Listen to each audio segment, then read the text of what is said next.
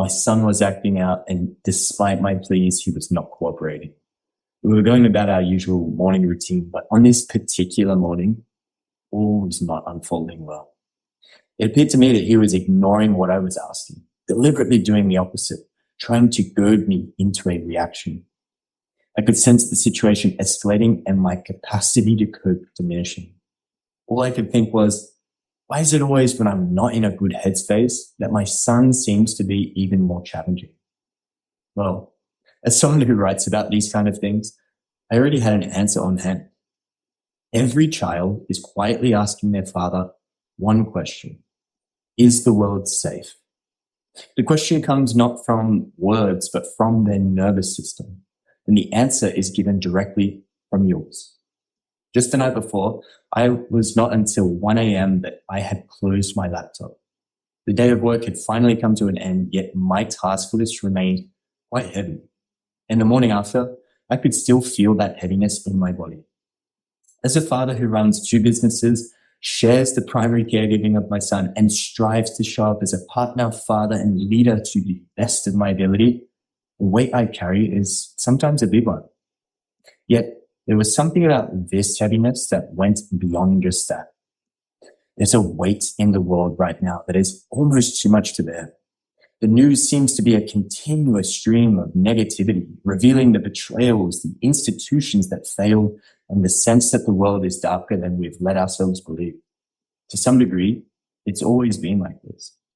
As humans, we have a negativity bias. It is evolutionarily adaptive to see the dark coil on the ground as a snake and take appropriate precautions rather than seeing it just as a coil of rope and risk getting bitten. We are vigilant, continually searching for threats, for justification that our vigilance is warranted. And the news plays upon this deeply ingrained trait of who we are, feeding us headline after headline, tempting us to click and watch, keeping us caught up and swept along with the ambient anxiety of the world. And I'm certainly no different. Before I was a father, I was seriously considering whether or not I wanted to bring a child into such a world of great uncertainty, where I could not guarantee what kind of a future my child would inherit. Now that I am a father, that doubt has become a fear. I sometimes find myself looking at my son sleeping gently at the end of the day, with such calm innocence on his face, and I concern myself with what dangers tomorrow might bring him. The problem is, in trying to hold the world myself, I am inadvertently burdening my family. By trying to hold the world together for them, I lose the one thing they actually need: my undivided, regulated presence. In my work through Zen fatherhood and through the experiences of the fathers I work with, I am regularly reminded that my state is what determines the state of my family. The stress I carry becomes their baseline reality, the atmosphere in my home and the environment they grow in. It's not a matter of getting rid of stress, for stress is an inevitable part of existence, and its elimination is arguably not even a desirable goal. It's more a matter of how you are able to meet it without becoming it. When I'm carrying my load with upright alignment and a sense of composure, my family feels supported. When I take on too much and find myself collapsing under the weight, my family feels insecure. There's a bind that so many of us fathers are in right now. They feel like paying attention is responsible, that carrying the weight is strength, that if they're not stressed, they're not paying attention. But what if this is backwards?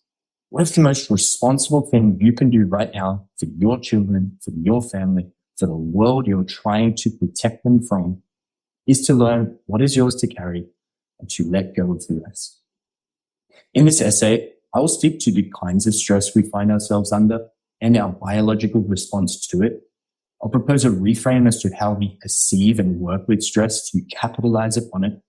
And I'll provide you with a simple framework to begin to master stress within your own life. In order to understand stress, we must first consider its historical role in the development of our organism. In a time where everyone and their therapist has become a nervous system expert, we all seem to have a very strong opinion about when ours is fried, shot, overloaded, overwhelmed, dysregulated, or in full-blown shutdown. It's worthwhile, however, to review some of the basics. Consider a time in deep history when you lived as a semi-nomadic hunter-gatherer. You would spend much of your time together with your tribe, safety being created through your collective presence.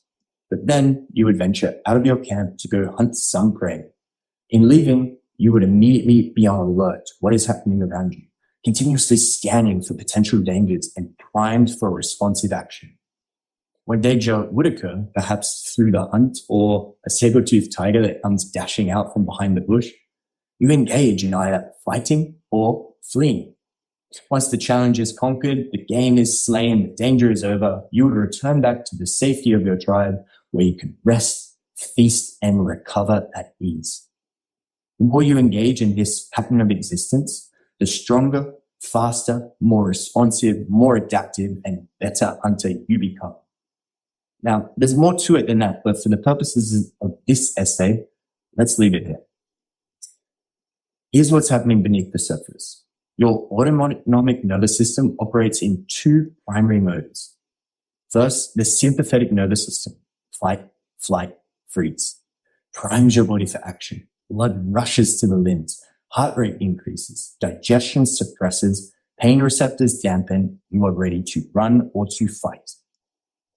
The other, the parasympathetic nervous system, rest and digest, does the opposite.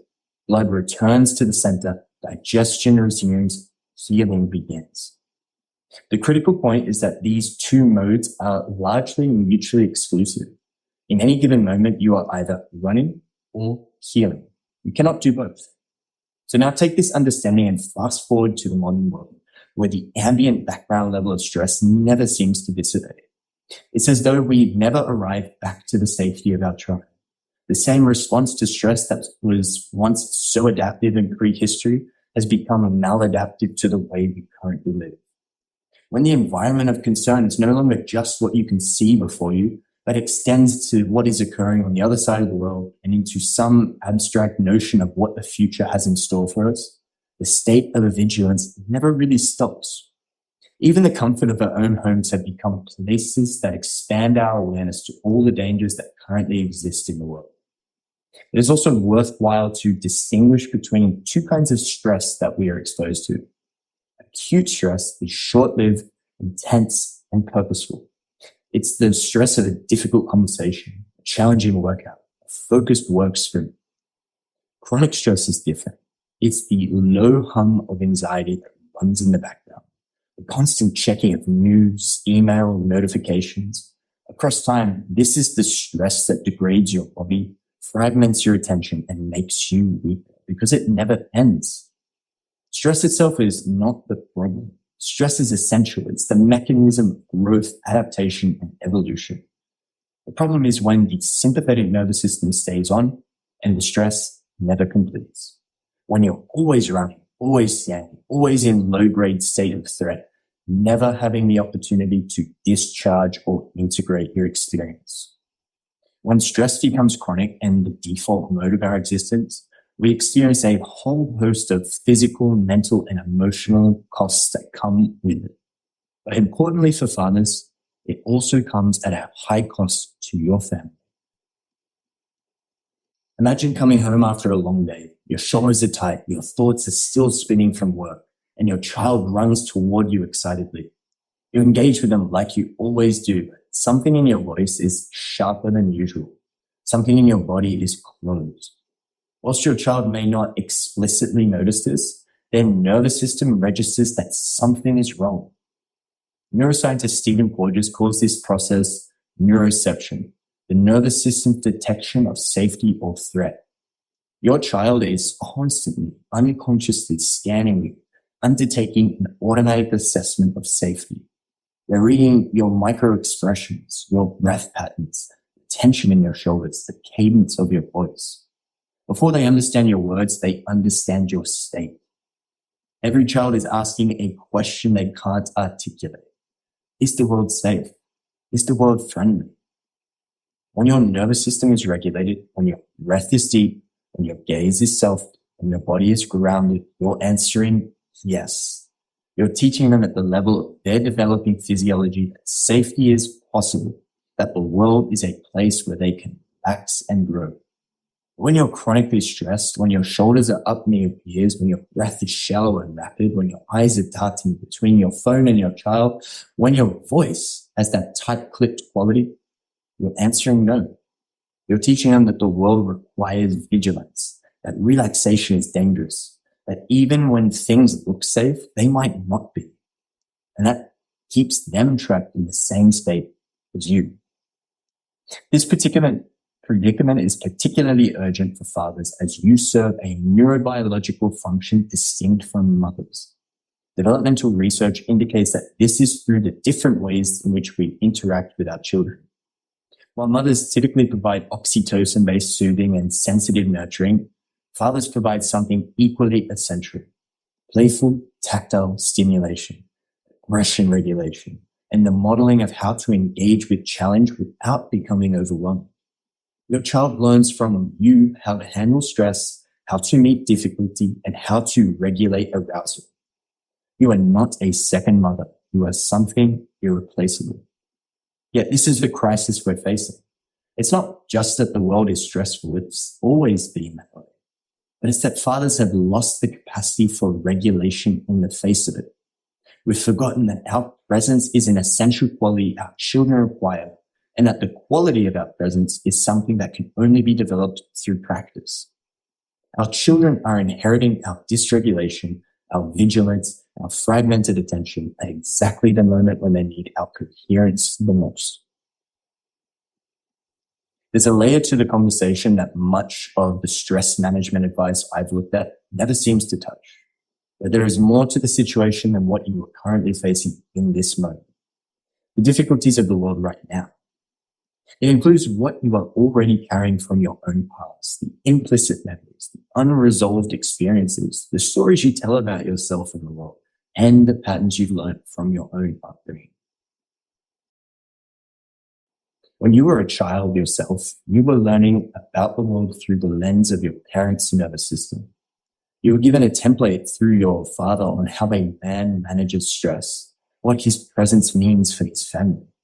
And you encoded this into your body, emotions, and automatic reactions through a process of implicit memory, something you cannot consciously recall, but your body remembers. And let's be honest here, most of us were not given the ideal model of masculinity within our own homes to have a direction to orient ourselves towards.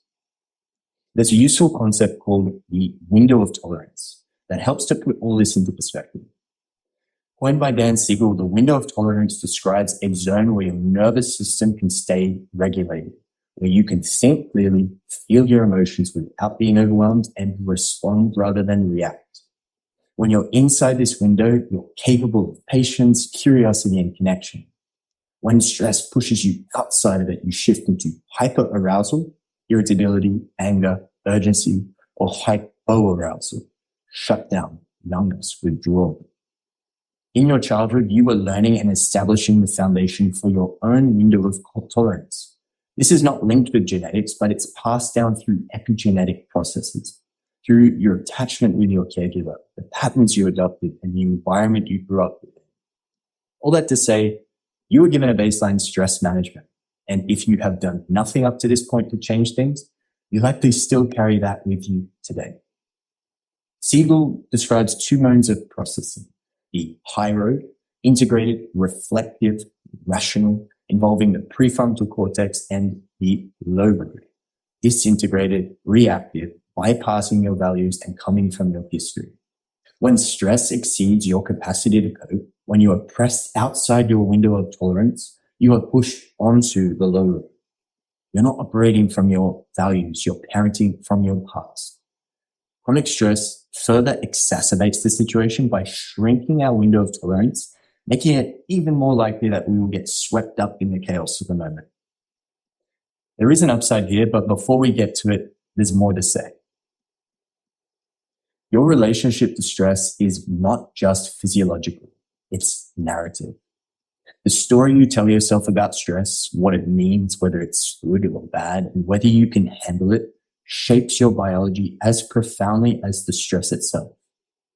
Research from Yale University found that people who experienced a stressful situation as a challenge a problem that required a creative solution, increased blood flow to their brain, improved their cognitive performance, and rose to meet the difficulty. Those who experienced the same situation as a threat, something overwhelming, something they couldn't cope with, had the exact opposite response. Decreased blood flow, decreased cognitive capacity, decreased performance. Same stressor, completely different biological response. The difference was the story. A separate study tracked people over many years and found that those who believed stress was bad for them had significantly worse health outcomes than those who experienced high stress but believed it was manageable. The belief itself was the variable, not the amount of stress. Again, it came down to the story about stress. So this poses a reframe to how we might see stress. The understanding that stress itself is not inherently good or bad. It is information. It is energy. And it is what you do with that energy, the story you build around it, that determines whether it builds you or breaks you. There are two dominant stress narratives I see in fathers. The first, stress is the price of ambition. It means that I'm working hard. It means I care. It's just how life is. This narrative normalizes chronic stress and removes the incentive to change. The second, stress is destroying me. I can't cope. The world is too much. This narrative amplifies the physiological damage and creates a sense of helplessness. Neither serves you, neither serves your children. The narrative I propose is actually a little more nuanced. Stress is a signal. It simply tells me something needs attention. Now, at this point of the essay, you might be feeling a little overwhelmed and thinking the odds are stacked against you. But that could not be further from the truth. Just like your window of tolerance can shrink, so too can it be expanded. You can rewire your response to stress and increase your capacity to cope with whatever the world sends your way. You can re-script your own story with stress. And it may just be the most valuable thing you can pass on to your child. Let me make the stakes concrete. Your child's brain is not a finished product. It's a work in progress, and you are one of the primary architects. Their experience shapes their neural architecture. The connections that form in your child's developing brain are shaped in significant part by the quality of their relationship with you. When a child experiences consistent, attuned, regulated presence from their father, when they feel seen, soothed, and safe, they develop a secure attachment. This is the neurobiological foundation building the prefrontal cortex's capacity for response flexibility. It develops the hippocampus's ability to regulate the amygdala to turn off the stress response when the threat has passed. A securely attached child has a nervous system that can meet stress, process it, and return to baseline. This is the gift of your regulated presence. Conversely, when a child's nervous system is chronically bathed in stress hormones, when the environment never feels safe enough to rest, the developing brain adapts. The amygdala grows larger and more reactive, the hippocampus shrinks, the prefrontal cortex develops less robustly, the child's nervous system learns that the world is a place of threat, and this learning is encoded as a felt sense that will shape their relationships, their decision, and their own parenting. This is the intergenerational transmission. The nervous system you live in today was shaped by your father. The nervous system your child will live in is being shaped by you. But here's the upside. The single strongest predictor of your child's secure attachment is not whether their parent had a perfect childhood. It's whether their parent have made sense of their childhood, whether they have developed what researchers call a coherent narrative, an integrated, honest account of their own history, including the difficult parts. Siegel calls this earned security. Even fathers who had difficult childhoods, who experience stress, instability, or absence, can still become securely attached parents. This is done by making sense of their past and developing the capacity to reflect on their own experience, to understand how it shaped them, and to choose differently. This is the inside-out approach. The work you do on yourself becomes the gift you give to your children. We are not destined to repeat the patterns of our parents or of our past. But in order to change things, we must develop this understanding and actively work towards claiming a new destiny for ourselves. We must develop a practice. If you've been with me until this point, you would have hopefully learned something about what's happening and what's at stake. But awareness alone does not change the pattern. Regulation is a skill, and like any skill, it can be trained. So let me offer you a framework that has emerged from years of working with men, from my research on stress and embodiment, and from my own daily failures and returns. What I first proposed is a reframe. Rather than working against stress, let's look at how we might actually work with it. Now, consider you're a weightlifter. If you wish for your bicep to grow, you need to apply a particular load of stress to the muscular tissue. Too much load, too much repetition, or too much stress, and your bicep will excessively fatigue, atrophy, or injure. Too little, and you will never see the result you're looking for. Psychological stress could be said to work in the same way. Between the two endpoints is a range that looks like an inverse U curve. As you move along the curve, a little stress improves performance. It gives you focus, energy, and motivation. As stress increases, you reach a sweet spot just before the peak of maximum benefit, where challenge is high but capacity is still intact. Then you cross the tipping point. Beyond that, more stress actually results in less benefit. Effective stress management is learning to ride just below the peak, to keep within the window of tolerance, to engage fully without crossing into chronic depletion and overwhelm. I call this precision stress, an intentional, skillful engagement with challenge that builds capacity rather than destroys it. If we are able to recognize where we are on the curve, we are positioned to choose the best course of action, whether we have capacity to push more or whether we need to release. It's only by implementing both strategies of action and acceptance as needed by circumstance that we are able to develop our self-regulation and expand our window of tolerance. The two skills we need are awareness and attendance. The quality of self-awareness is something often underlooked and underdeveloped, particularly so for men. It's not something we can just hack our way into. It is a product of consistent, patient practice over time. There are many ways we can develop a complete picture, but to give you a simple form you can start today, here is the 3-breath reset. Number 1, notice. Take pause to actually notice the tension as it arises in your body. Perhaps you sense the tightening of your chest, or your breath beginning to shorten, or your vision narrowing, or your mind fragmenting. The presence of tension or contraction is the canary in the coal mine. 2, breath. Take 3 breaths, making the exhale longer than the inhale. Count the breath if it helps. The longer exhale activates your parasympathetic nervous system and slows down your heart and tells your body that you're safe. 3, orient. Look around the room and orient to where you are. Allow your gaze to land on objects, and make sure you also cast your eyes upon the space behind you. By orienting, you're telling your body that there are no threats here, that there are no tigers lurking around you, that the world is friendly. And from here, you're far better positioned to take a wider and more accurate view of your current situation and then decide upon what might be your best next move.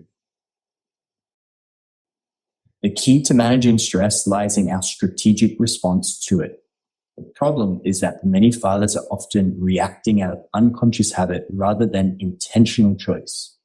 The yin and yang approach I have developed offers a simple framework for informing your best response. Yang is action, engagement, challenge, and building. The yang practice involves attending to the outside world and developing our capacity to cope with stress through intentional engagement. Employ this strategy when the situation calls for an active response and there is sufficient capacity to enact upon it. It's the father who shows up to have the difficult conversation rather than putting it off, who sets boundaries rather than remaining quiet, who attends to what is within his control rather than letting someone else deal with it. This father models how to meet stress with calm, composed action. Developing ourselves in this direction might mean physically through strength training, flexibility, and capacity to move through an environment. It might mean organization, planning your days, scheduling, budgeting, strategizing. It might mean resource building, money, education, skills, knowledge, or it might be relationship building. Yin is surrender, acceptance, rest, and release. The yin practice is attending to ourselves, intentionally engaging with relaxation and finding acceptance with what is. Use this strategy when the situation is not directly within one's control or when there is an insufficient capacity to keep going. It's the father who knows when to stop rather than compulsively pushing, who can reach out and receive support rather than going it alone, who is able to accept the things he cannot change rather than attempting to force it to bend to his will. This father models that patience and rest are not weaknesses, but adaptive preparations. To develop this, we might start with anything that creates a sense of relaxation and integration. Massage, breathwork, meditation. It could also include journaling or reflective processes or dialogue. It might be reaching out to another for support, a friend, a coach, a men's group. The practice is learning to actually move fluidly between these two poles, between action and acceptance, between activation and recovery, between the yang of intentional engagement and the yin of conscious release. This is working with precision stress, skillfully navigating our relationship with it. And this is something your children will benefit from. When you model the yang approach, you're teaching your children that difficulty can be met, that stress is information and not a sign of catastrophe. When you model the yin approach, you're teaching them the strength of vulnerability, that the body is something worth listening to. By learning how to navigate and work with your own nervous system, you are both directly and indirectly helping them navigate theirs. And you are literally sculpting the architecture of their stress response system through your own. There's a gap that every father confronts, the gap between knowing and doing, between understanding what's at stake and what to do about it, and actually changing the way you show up when you walk through the front door, between reading about the importance of presence and actually being present when your partner or child is in need of your attention. The problem isn't a lack of information. The problem is we're trying to solve an embodied problem with intellectual solutions alone. You can't think your way out of chronic stress. You can't reason yourself into regulation. Your nervous system doesn't speak the language of concepts. It speaks the language of breath, of movement, of sensation, of relationship. So when you notice your stress levels rising, pay attention. Take 3 breaths. Orient and situate yourself in the here and now. Then and only then choose what you will do next. Let me say it before it happens. Slipping up is inevitable. There is absolutely no scenario where you will remain perfectly regulated amongst the unpredictable stress of the future. The goal is not to be unaffected by the world, as being affected is the foundation of the practice. The question is whether you return and reconnect. When you lose your regulation, when you snap, when you're absent, or when you bring the weight of the world into the room, the most powerful thing you can do is own it with integrity. I got overwhelmed. I wasn't fully here. I'm coming back. This is perhaps the most sophisticated parenting skill there is. When you repair any relational rupture, you're teaching your child that disconnection is not permanent, that adults can make mistakes and come back, and that the relationship is made stronger for the repair, not weakened by the rupture. This is how secure attachment is built, through consistency of practice. So when your child asks the question, is the world friendly? Your answer is honest and whole. Not always. The world can be a frightening, unpredictable, and dangerous place. But you're safe here with me. I will do all that I can to ensure that with me, you will be given the freedom to grow and become who you are. Your practice begins now, and it only asks that you commit to it in this very moment. Your children don't need you to fix the world. They need you to show them that they can meet the world as it is without becoming it. They need you to model what it looks like to engage with challenge, to feel deeply, to care profoundly, and to remain regulated, coherent, and present. What is yours to carry, carry well. What is not yours, let it go. This is the inheritance that matters. This is the practice. If you want to go deeper, if you recognize that this is the work you've been avoiding, the skill you never learned, the investment your family deserves, I invite you to explore the art of fatherhood. The Art of Fatherhood is my intensive coaching program for fathers who are ready to move from information to integration, from mind into body, from words into action. We explore stress mastery, nervous system regulation, inside out work of your own story, and what it means to show up as a coherent, present, powerful father, not just in the easy moments, but in the ones that matter most. If you're interested, send me a message and let's talk. May the stress you face catalyze you into becoming the father you're meant to be.